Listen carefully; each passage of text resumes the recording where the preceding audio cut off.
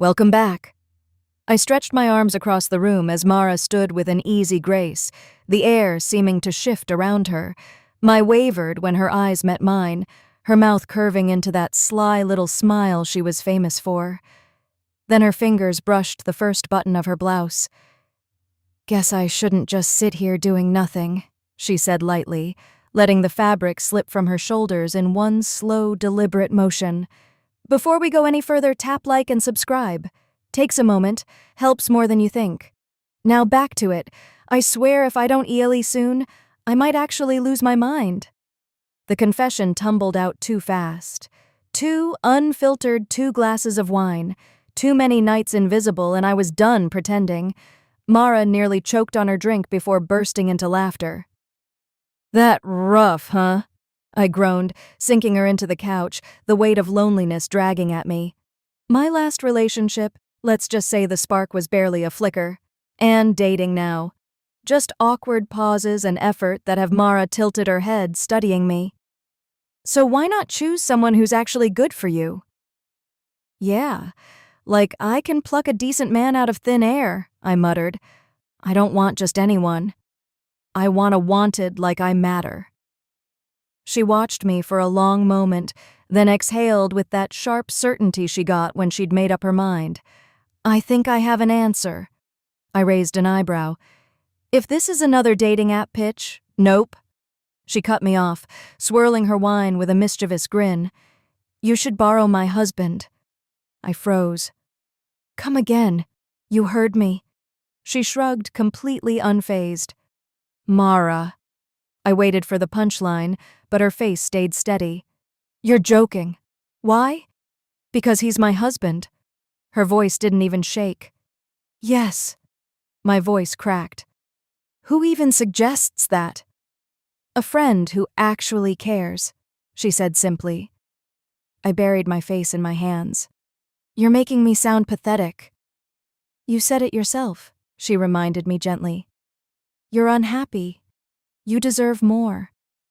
I stared at her speechless. Even if I thought about it. Which I'm not. "What about him? Does he know you're saying this?" Her smirk deepened. "Do you really think I'd offer without asking him first?" A pulse jumped low in my stomach. "Why do you mean?" "I brought it up earlier," she said casually. "He didn't say no." My thoughts spun. The idea that he knew that he wasn't opposed sent a strange through me. "Oh my God," I whispered. "Told you?" she said with a grin.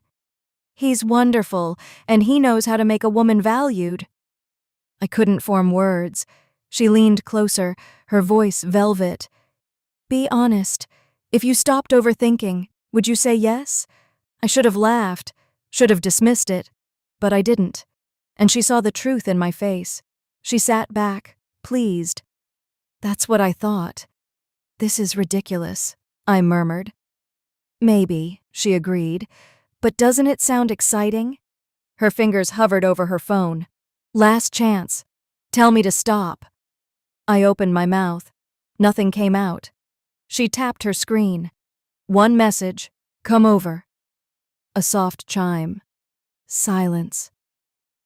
"He's on his way," she murmured, watching me. My heart hammered. Minutes blurred, then a knock. Mara stood, smoothed her dress, then glanced back at me. "Ready?" I nodded, though I wasn't sure I had air in my lungs. She smiled like she already knew my answer, then opened the door. He walked in, Jonah, steady, relaxed, certain. His gaze found mine, not demanding, just sure. Even more striking than she'd described. My stomach flipped. Mara laughed softly, curling her arm through his. "Told you," she teased, leading him inside. He didn't stare, but he didn't look away either. His gaze held mine erect, deliberate. "This is her?" he asked. "This is her," Mara confirmed. He nodded slowly, curving, not quite a smile, more like approval. Mara reached for my hand while I hesitated. This was my last chance to walk away, but I didn't. Jonas's hand found mine, grounding, sure, and I followed. The door shut behind us, and something in the air shifted. His presence was immediate, steady, and confident, like he somehow understood my body's language before I spoke it. No awkwardness, no guessing, just an overwhelming. His face neared mine, and when his mouth brushed mine, the rushed out of me. I sank into him, the world dissolving around the edges. Mara's soft laugh curled behind me. "Much better," she murmured, her hands gliding across my shoulders, light teasing, a contrast to his sure grip. Heat swept through me, goosebumps rising as her fingers found the straps of my dress. One by one they slipped down. Her whisper grazed my ear. "You're stunning like this." Words failed me. Thoughts faded. Jonas guided me backward toward the bed, steady and certain, and I sank into the sheets, pulse racing. He followed in hurried, unwavering. Mara stepped away, her dress sighing as she sat on the couch. "Go on," she purred. "Show her what I get to enjoy." A quiet sound rumbled from Jonas, low and focused before his attention returned fully to me. Every touch sparked through my nerves, his presence wrapping around me like heat and gravity combined. Mara's fingers brushed my arm feather light. "You should see yourself," she whispered. I wasn't thinking anymore, just her teased his steady together. They unraveled me. "See?" Mara murmured. "Told you he was amazing." Then she arose, the room's energy shifting with her. I blinked up at her. Dazed, she smiled, unfastening her blouse with slow precision. "Guess it's my turn." She stepped closer, all certainty and elegance. My faltered. "She's ready," Mara said softly. Jonas exhaled, hands firm at my waist, and I let myself fall into the moment. No thoughts, just need, just trust, just them. Their closeness blurred the world, time stretching and overwhelming. Mara's voice curled around me. "Let go." And I did after everything was quiet softened. Mara's fingers stayed loosely twined with mine. "Told you'd take care of you," she whispered. I couldn't answer, only completely undone. For a long moment, none of us moved. The quiet wasn't awkward, was grounding, almost tender.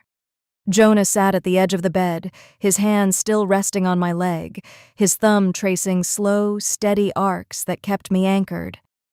Mara curled beside me, brushing a loose strand of hair from my cheek, her smile softer than I'd ever seen it. "You look lighter," she murmured. I let out I didn't know I'd been holding.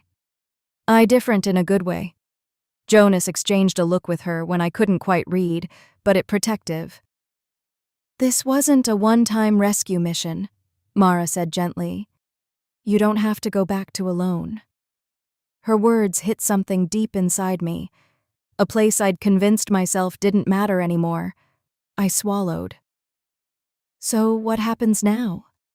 Mara linked her fingers with mine again. "Whatever, right?" she whispered. If you loved this video, just like and subscribe as I upload daily like these. Also, comment your thoughts on this story. I personally reply to everyone.